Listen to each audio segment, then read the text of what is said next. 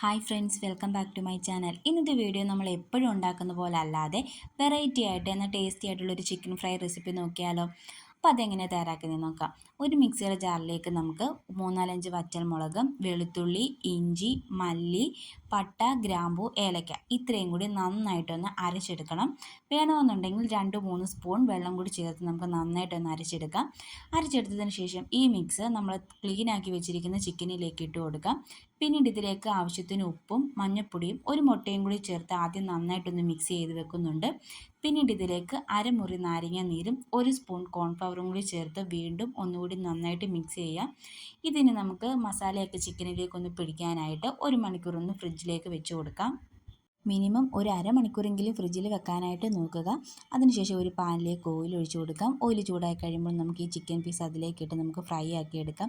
ഇതെല്ലാവരും ഒന്ന് ട്രൈ ചെയ്ത് നോക്കണം. വളരെ സിമ്പിളായിട്ട് തയ്യാറാക്കാൻ പറ്റുക, എന്നാൽ ടേസ്റ്റിന് ഒരു മാറ്റവും ഇല്ല. നല്ല അടിപൊളി ടേസ്റ്റുള്ളൊരു ചിക്കൻ ഫ്രൈയുടെ റെസിപ്പിയാണിത്. വീഡിയോ ഇഷ്ടപ്പെടുവാണെങ്കിൽ ലൈക്ക് ചെയ്യാനും ഷെയർ ചെയ്യാനും ചാനൽ സബ്സ്ക്രൈബ് ചെയ്യാനും മറക്കരുത്.